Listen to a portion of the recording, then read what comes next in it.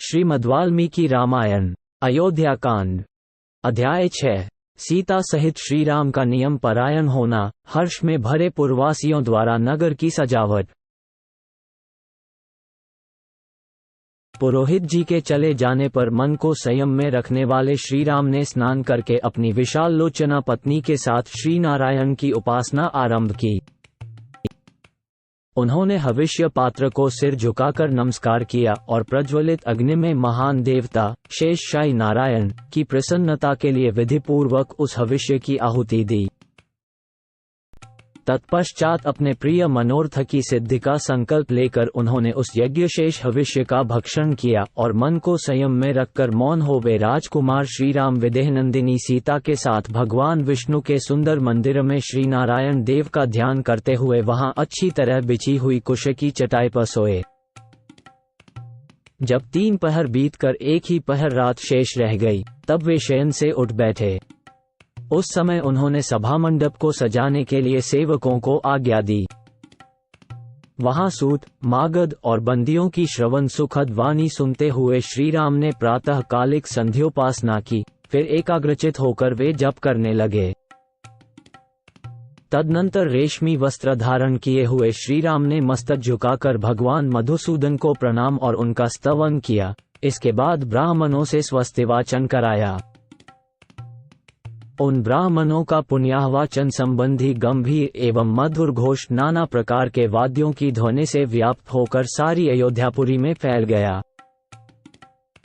उस समय अयोध्यावासी मनुष्यों ने जब ये सुना कि श्री रामचंद्र जी ने सीता के साथ उपवास व्रत आरंभ कर दिया है, तब उन सबको बड़ी प्रसन्नता हुई। सबेरा होने पर श्रीराम के राज्याभिषेक का समाचार सुनकर समस्त पुरवासी अयोध्यापुरी को सजाने में लग गए।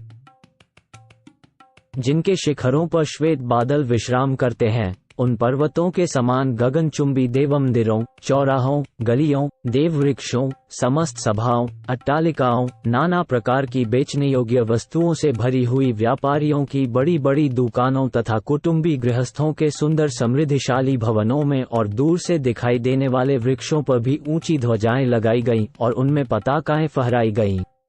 11-13 उस समय वहां की जनता सब और नटों और नर्तकों के समूहों तथा गाने वाले गायकों की मन और कानों को सुख देने वाली वाणी सुनती थी।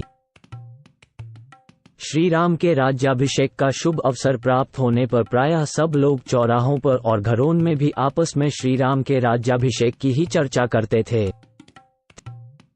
घरों के दरवाजों पर खेलते हुए झुंड के झुंड बालक भी आपस में श्री राम के राज्याभिषेक की ही बातें करते थे। पुरवासियों ने श्रीराम के राज्याभिषेक के समय राजमार्ग पर फूलों की भेंट चढ़ाकर वहां सब और धूप की सुगंध फैला दी। ऐसा करके उन्होंने राजमार्ग को बहुत सुंदर बना दिया। राज्याभिषेक होते होते रात हो जाने की आशंका से प्रकाश की व्यवस्था करने के लिए पुरवासियों ने सब और सड़कों के दोनों तरफ वृक्ष की भांति अनेक शाखाओं से युक्त दीपस्तंभ खड़े कर दिए। इस प्रकार नगर को सजाकर श्रीराम के युवराज पद पर अभिषेक की अभिलाषा रखने वाले समस्त पुरवासी चौराहों और सभाओं में झुंड के झुंड एकत्र हो वहां परस्पर बातें करते हुए महाराज दशरथ की प्रशंसा करने लगे। अहो, इक्ष्वाकु कुल को आनंदित करने वाले ये राजा दशरथ बड़े महात्मा हैं, जो कि अपने आप को बूढ़ा हुआ जानकर श्रीराम का राज्याभिषेक करने जा रहे हैं। भगवान का हम सब लोगों पर बड़ा अनुग्रह है कि श्री रामचंद्र जी हमारे राजा होंगे और चिरकाल तक हमारी रक्षा करते रहेंगे, क्योंकि वे समस्त लोकों के निवासियों में जो भलाई या बुराई है उसे अच्छी तरह देख चुके हैं। श्री राम का मन कभी उद्धत नहीं होता। वे विद्वान, धर्मात्मा और अपने भाइयों पर स्नेह रखने वाले हैं। उनका अपने भाइयों पर जैसा स्नेह है वैसा ही हम लोगों पर भी है।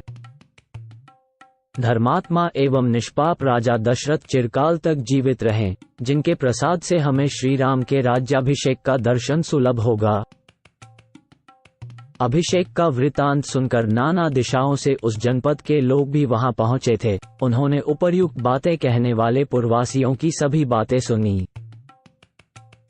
वे सब के सब श्रीराम का राज्याभिषेक देखने के लिए अनेक दिशाओं से अयोध्यापुरी में आए थे। उन जनपद निवासी मनुष्यों ने श्रीरामपुरी को अपनी उपस्थिति से भर दिया था।